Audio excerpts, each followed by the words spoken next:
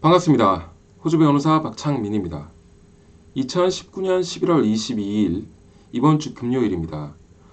오후 3시 반인가 4시 정도부터 QUT, Queensland University of Technology에서 호주에서 간호 공부를 하고 계시는 분들 또는 간호 공부를 이미 마치신 분들을 대상으로 모크업 인터뷰부터 시작해서 여러 가지 현실적인 팁들을 알려주는 간호 재학생들 또는 졸업생들을 위한 세미나가 열리는 걸로 알고 있습니다. 그리고 그 세션에 이어서 저한테 7시 30분인가? 7시 20분인가? 네, 대략 한 1시간에서 1시간 10분 정도의 세미나 기회가 주어져 있고 제가 2019년 11월 16일부터 바뀌게 된 새롭게 적용되는 이민법을 가지고 호주에서 공부하고 계시는 유학생들에게 도움이 될 수 있는 내용을 가지고 한번 세미나를 해보려고 합니다. 이 영상 보시는 분들 중에 브리즈번에 계시거나 가까이 근교에 계시는 분들, 당일날 시간이 되실 경우에는 QUT로 오실 수 있으면 좋겠습니다. 아마 검색하시면 나올 것 같은데 제가 강의실이나 이런 정보는 지금 없기 때문에 지금 이 영상에서는 말씀을 못 드릴 것 같아요. 자, 그래서 제가 간호를 공부하고 계시는 분들에게 그래도 좀 도움이 될 수 있는 토픽들을 꼽아서 준비를 했겠죠. 그 준비를 하는 과정에서 제가 과거에도 이야기를 한 바가 있는데 그럼 종합적으로 호주 기술 이민을 위해서 필요한 기술 심사 제도의 모든 것이라는 큰 토픽 아래에서 한번 영상을 기획해보자 이렇게 마음을 먹었습니다. 그리고 뭐 바쁘긴 하지만 이걸 미룰 수는 없기 때문에 이번에 준비를 했고요. 실제로 이 기술 심사는 General Skilled Migration, 즉 485 비자에도 기술 심사가 필요합니다. 어떤 경우에 Graduate Work Stream을 진행하는 경우에 Medium Long Term 직업군에 있는 그 직업군에서 기술 심사를 통과할 수 있어야 됩니다. Post Study Work Stream은 관계가 없죠. 그 외에 189 독립기술이민, 그 다음에 190 State Nomination 비자, 그 다음에 이제 신규로 이제 도입된 491 Regional Skilled 비자도 마찬가지로 필요하죠.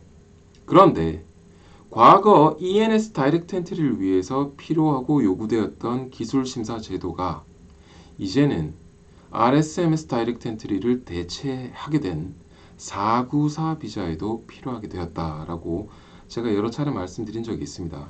이 기술 심사를 예외로 유예받고 진행할 수 있는 직업군이나 경우 자체가 굉장히 한정적이기 때문에 이 영상을 보고 계신 분들이나 다른 분들, 심지어 이 영상이 이민조언 또는 법률조언이 아니라 할지라도 또 그걸 다 알고 이 영상을 보고 계신 여러분들도 여러 차례 들은 바가 있을 겁니다. 저뿐만이 아니라 많은 곳에서 지금 기술 심사의 중요성에 대해서 이야기를 계속해서 하고 있습니다.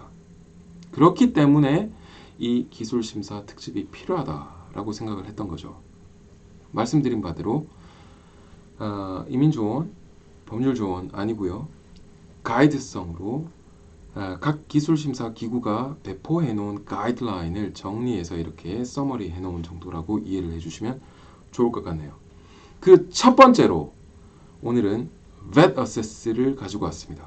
왜냐하면 NMAC 간호사분들을 위한 기술 심사는 이번 주 금요일에 할 거니까 제가 영상으로 먼저 까면 재미없잖아요, 그죠? 그래서 VET Assess 한번 해보겠습니다. 화면 전환 할게요. 자, VET Assess는 뭐 여기에서 이제 VET 이걸 뭐 읽을 때 VETAssess 뭐 이렇게 읽으시는 분도 계신데 사실은 VET Assess입니다. VET Assess, Vocational Education and Training 뭐 이런 개념으로 과거에 오래전부터 있었고요. 제가 이민을 올 당시부터 있었으니까 그게 몇 년 전입니까? 15년, 뭐 20년 전에도 있었을 걸로 추정이 되네요. VET Assess는 원래는 대학교 학부, 즉 배철러 디그리만 있으면 전공에 관계없이 원래는 막 뿌려줬습니다.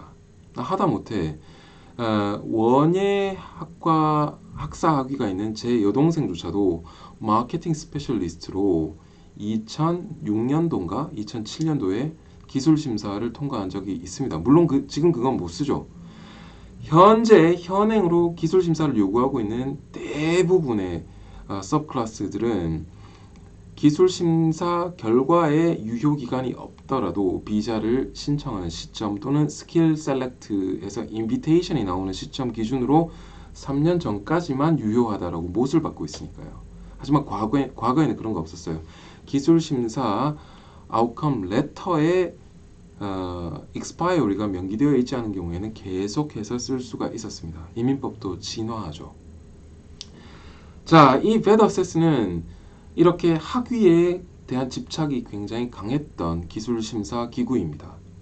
학사학위가 있었느냐, 이걸 중점적으로 봤던 것이 VET-Assess니까.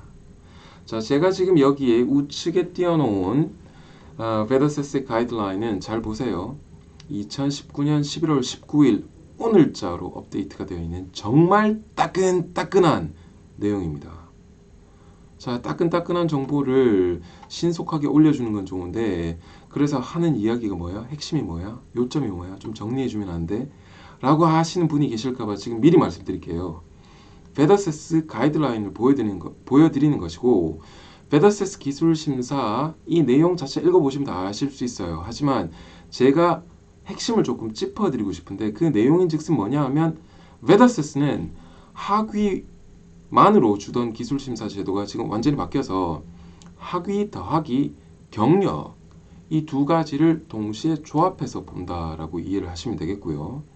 이 중에서 특별히 그룹 A라고 이제 나오는 직종들이 있는데, 그룹 A는 학사 학위 이상이 필요한데 호주가 인정해주는 학사 학위 이상이어야 되고, 전공 자체를 경력으로 도저히 갈아엎을 수 없다. 즉 반드시 전공자만 기술 심사를 통과할 수 있다라고 하는 부분을 못 받고 있습니다.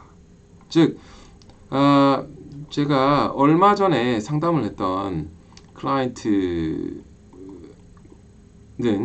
자, 여기 보시면 ANJESCO 133111이라고 해서 컨스트럭션 프로젝트 매니저 직종으로 기술 심사를 하고 싶다라고 하신 분이에요.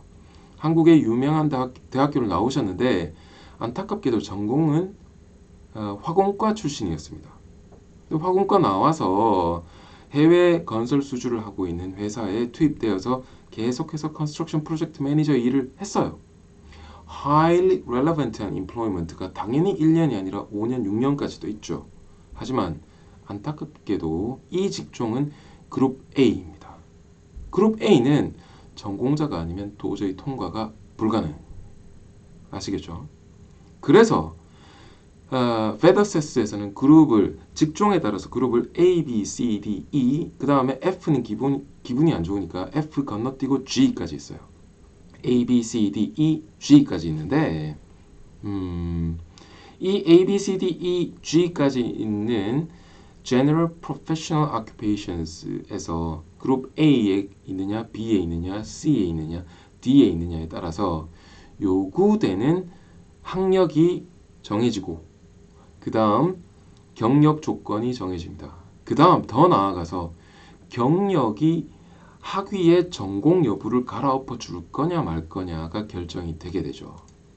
자, 여기 우측에 나와 있는 General Professional Occupations의 리스트 자체는 여러분들이 다 다운받아서 보실 수 있을 테니까 내 직업군이 ANJES 코드 넘버로 찾았을 때 어디에 있느냐 보시면 되겠죠. 그렇게 해서 그룹이 A냐, B냐, C냐, D냐, E냐, G냐를 보시면 될 것이고, 제가 서머리에 있는 내용을 먼저 가도록 합시다. VET-Assess는 모든 General Professional Occupations에 대해서 적어도 1년 이상의 Post Qualification Employment를 요구합니다. 반드시 풀타임이어야 되는데, 다행히도 VET-Assess가 정의하는 풀타임은 주당 20시간의 paid work를 뜻합니다. 그 듀티 자체가 ANJESCO에 define 되어 있는 듀티랑 반드시 substantially 동일해야 되고요. 그룹 A는 호주가 인정하는 학사 또는 학사 이상의 학위, 그 다음에 post qualification 1-year employment. 근데 경력으로 학위의 전공을 대체할 수 없다. 즉 반드시 전공자여야 된다라고 이야기를 하겠고요. 그룹 B는 뭐냐 하면, 자, 잘 보세요. 전공자 학사학위 이상 더하기 1년의 포스트 퀄리피케이션, 즉 학위 이후의 1년 경력 또는 전공자는 아닌데 학사학위의 전공은 그게 아니에요. 하지만 디플로마가 전공 분야에 있고 2년의 포스트 퀄리피케이션 경력이 있는 사람. 다 여기서 경력은 최근 5년 중 1년이냐, 2년이냐, 3년이냐 이렇게 됩니다. 그 다음 더 나아가서 학사학위는 있는데 뭐 디플로마 이런 것도 없어요. 그러니까 완전 비전공자인데 3년의 포스트 퀄리피케이션 경력이 있는 경우 그룹 B의 기술 심사를 통과할 수 있습니다. 아시겠죠? 그 다음에 이제 pre-qualification employment도 인정을 해주는데요. 단 위에 있는 배철러는 반드시 있어야 됩니다. 네, 전공자는 아니어도 되는데 배철러가 나오면서 1년의 포스트 퀄리피케이션 경력이 있어야 된다. 뭐 이렇게 보시면 되겠어요. 그룹 C는 전공 디플로마 더하기 1년의 포스트 퀄리피케이션 employment 또는 전공에 관계없는 디플로마 더하기 certificate 4가 전공 분야에 있고 1년의 포스트 퀄리피케이션 경력 또는 전공 아무 관계없는 디플로마인데 2년의 경력 또는 학위가 끝나기 이전 3년 경력 더하기 학위 끝난 이후에 그 1년의 경력 뭐 이런 내용입니다. 하지만 디플로마는 있어야 됩니다. 그게 그룹 C고요. 그룹 D는 이제 여기 나와 있어 34 전공 더하기 1년 경력 또는 34 비전공 더하기 2년의 경력 또는 33 전공 더하기 3년의 경력 뭐 이런 것들이 필요하게 되죠. 그룹 E는 뭐냐면 디플로마가 전공으로 반드시 있어야 되고 그 다음에 1year 경력이 있어야 됩니다. 즉 이렇게 이해하시면 돼요. 그룹 A와 E는 전공이 반드시 필요하다. 그런데 A는 학사학위 또는 학사학위 이상, E는 디플로마 이상이라고 보시면 되죠. B, C, D는 어떻게 되냐면 전공 여부와 관계없이 경력으로 일부 대체가 가능합니다. 하지만 B는 학사학위가 있어야 되고 C는 디플로마가 있어야 되고 D는 33 이상이 있어야 된다 정도로 이해하시면 되겠네요. 그 다음에 1년이냐, 2년이냐, 3년이냐 포스트 퀄리피케이션 경력이 얼마만큼 될 것이냐가 중요하죠. 자, 베더세스를 통해서 기술 심사가 가능한 직종들은 정말 많이 있습니다. 그런데 베더세스는 방금 말씀드린 이런 general professional occupations 지금 보시면 뭐 agriculture consultant, audiologist, biochemist, 뭐 botanist, 뭐 여러 가지 직종들이 이렇게 많이 나와요. 정말 많습니다. 정말 많아요. 11월 19일자로 업데이트가 된 이유 자체는 494 지방지역 스폰서 비자를 위해서 기술 심사가 이제 필요한데 그 직종들에 대한 내용이 지금 함께 인티그레이트 되어 있기 때문에 여기 다 들어가 있습니다. 이제 조건들 그룹이 다 조정되어 있기 때문에 내 직업군이 어떤 그룹이냐에 따라서 학위, 전공 또는 경력이 정해지기 때문입니다. 지금 보셔야 됩니다. 업데이트 된 걸로 옛날 거 보시면 안 되고요. 그런데 이런 General Professional Occupation 말고 또 뭐가 있느냐 하면 희한하게도 베더세스는 TRA가 해야 마땅한 트레이드 직종에 대한 것도 무려 한 30개 가까이 기술 심사를 해요. 왜 그게 되느냐 하면 바로 베더세스가 RTO 중에 하나이기 때문입니다. 네, Registered Training Organization이라고 해서 기술 훈련을 시켜주고 하는 이런 기구 중에 하나이기 때문에 이 친구들이 트레이드 직종조차도 기술 심사를 할 수 있도록 인정이 되어 있는 거예요. 그런데 조건, 즉 크라이테리어 자체는 TRA가 규정해 놓은 크라이테리어랑 완벽하게 동일합니다. 아시겠죠? 그래서 뭐 이런 것들도 기술 직종에 대해서 OSAP, Overseas Skills Assessment Program이라든지 이런 것들 진행할 때 베더세스가 진행할 수 있다라고 보시면 되겠고 그 외에도 베더세스는 회사기 때문에 컨설턴시라고 해서 다른 나라, 인도, 다른 아시아 국가 이런 곳들과 기술 심사에 관련된 어떤 스탠다드를 논의하고 하는 이런 아이디어들, 컨설테이션 이런 비즈니스들도 있고요. 그 다음에 뭐 여러 기구에서 테스트를 요구할 때 그 테스트를 디자인해주고 관리 감독해주는 이런 비즈니스들도 하고 있습니다. 누가? 베더세스가. 자, 베더세스 하나만 파더라도 10시간, 100시간도 할 수 있을 거예요. 그런데 이 자리를 통해서 제가 뭐 20분만 하더라도 길다고 난리가 날 터인데 그 모든 것들을 다 쏟아부을 수는 없겠죠. 베더세스 이제 감이 오십니까? 내 직업군이 어떤 기술심사 기관을 통해서 기술심사를 통과해야 되느냐는 이민성의 Skilled Occupation List 기능을 통해서 검색하시면 되죠. 거기서 베더세스가 나왔을 경우에는 베더세스에 오셔서 내가 General Professional Occupation에 해당이 되느냐 또는 트레이드 직종에 해당이 되느냐 구분을 하셔야 되고요.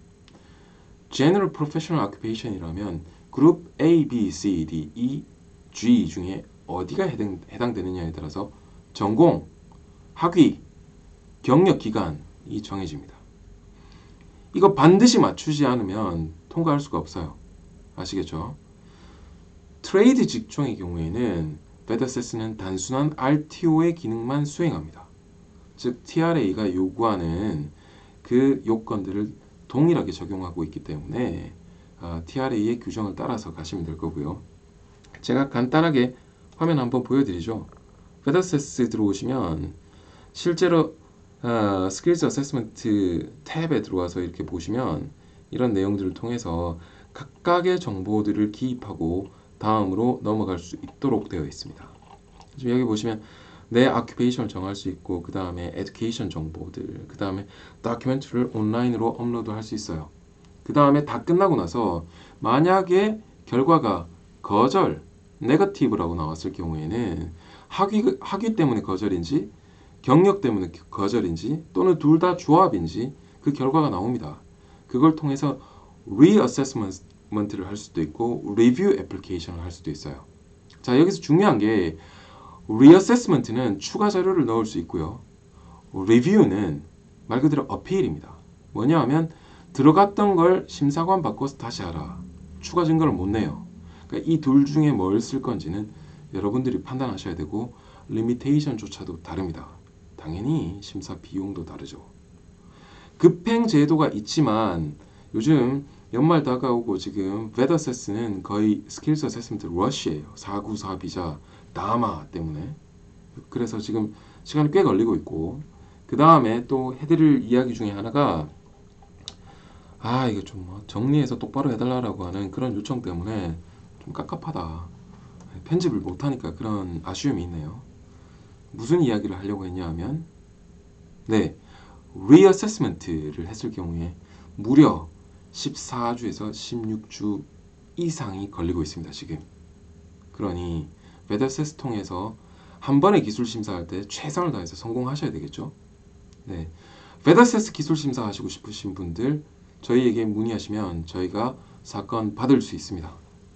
네, 그렇기 때문에 혹시 필요하신 분들은 저희 사무실 대표 이메일로 현재 상황과 실제 신청하고 싶으신 베더세스 기술 직종, ANJESCO, 그 다음에 전공, 이력사항 이런 부분들을 담아서 이메일로 문의해 주시면 저희 이민팀에서 답변 드리고 대응해 드리도록 하겠습니다.